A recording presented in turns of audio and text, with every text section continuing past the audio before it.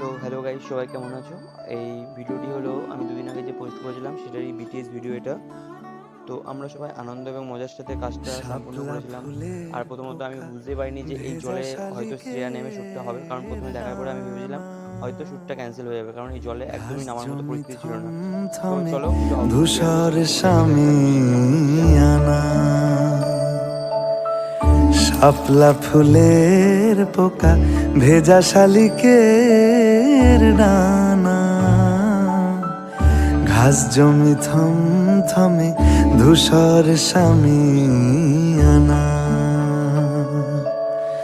পাশ দিয়ে পথ গেছে দূরের থেকে দূরে